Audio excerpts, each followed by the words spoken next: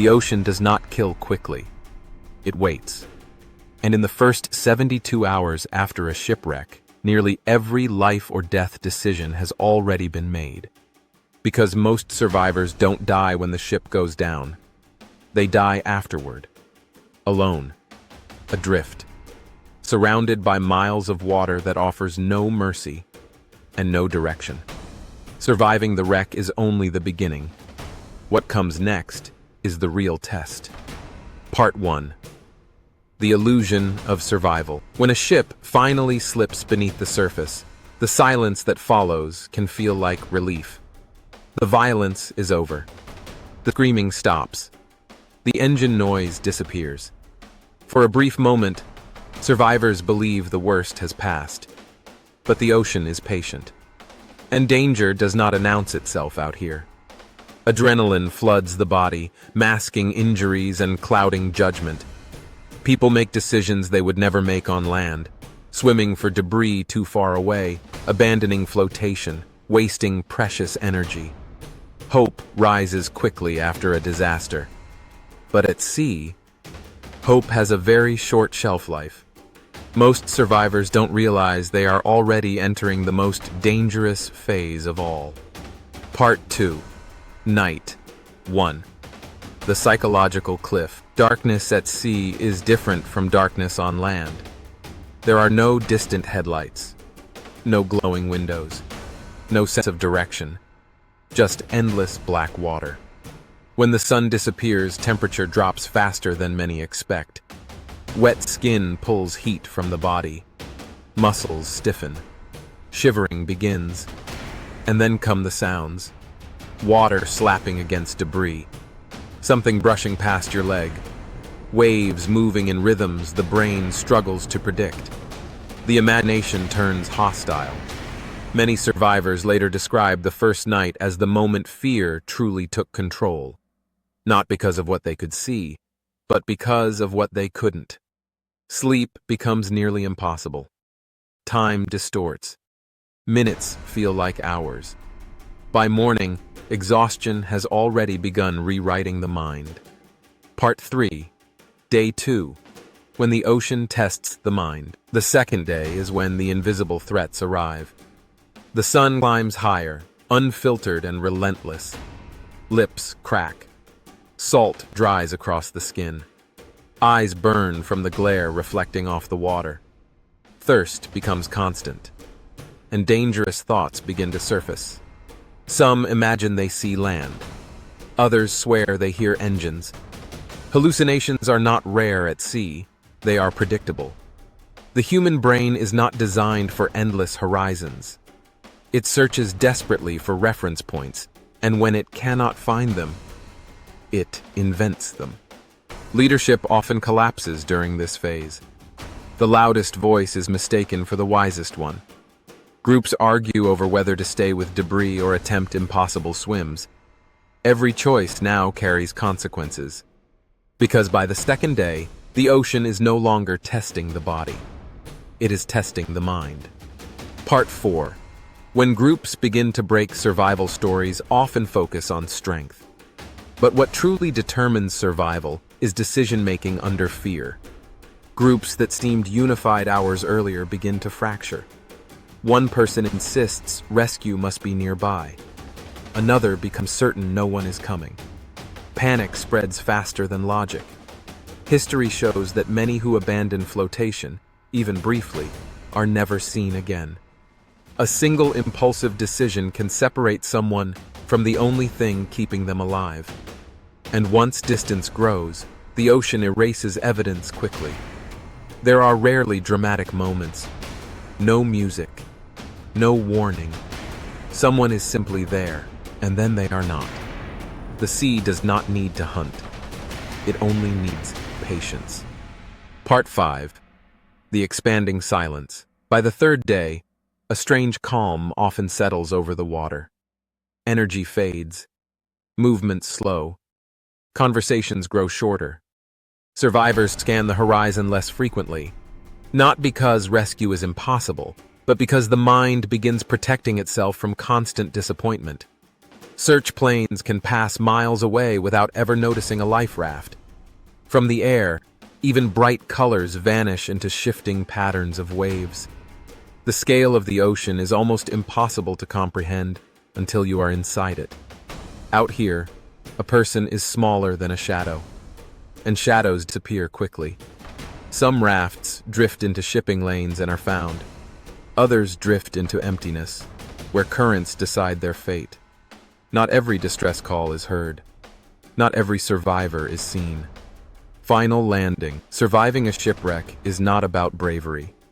It is about the choices made while fear is louder than reason.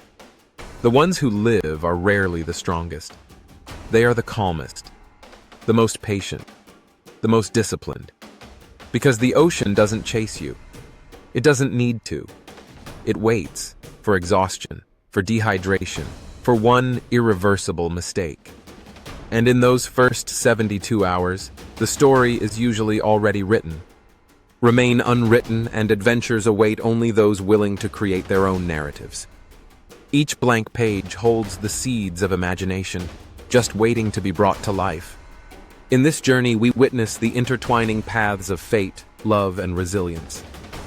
Each character embarks on their own quest, learning that true strength lies not just in victory, but in the bonds formed along the way. Together, they forge an unforgettable legacy. The ocean's relentless expanse feels like a surreal prison, where the horizon blurs into indistinct despair. As fears deepen, the collective psyche of the survivors warps, each person grappling with their own demons. Voices once full of hope become mere whispers, and the camaraderie that held them together begins to fray under the pressure of creeping madness. It is a battle not just against elements, but against one's inner turmoil, turning allies into adversaries in this fight for life. Panic intertwines with clarity, creating a volatile mix of despair and fleeting resolve. Resilience starts to wane, and just as quickly as it surged, hope retreats, leaving behind only instinct. Amidst this chaos, choices made become increasingly desperate as recovery slips further from reach. The ocean seems to mock their struggle as the sun relentlessly climbs higher, turning an already bleak reality into an unbearable trial.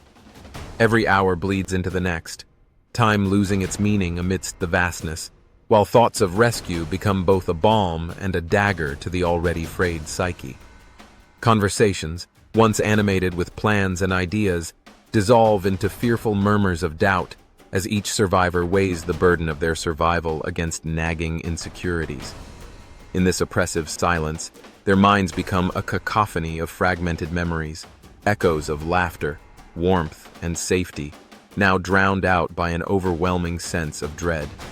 Each survivor's gaze turns inward as the ocean outside remains indifferent, its surface glinting like shattered glass.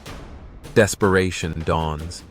They cling not only to floating debris, but to the fleeting spark of hope that perhaps, just perhaps, salvation might still come. Fear's grip tightens as the sun dips below the horizon, plunging them into another daunting night. Without the sun's warmth, the ocean seems to breathe a chilling sigh, intensifying the stark contrast between their fragile humanity and the vast, uncaring sea. Shadows grow long, and doubts deepen. Every splash of water feels like an echo of despair, reminding them of the isolation they now face. Whispers of reassurance falter, as even the most hopeful now wrestle with specters of doubt, their minds spinning tales of abandonment.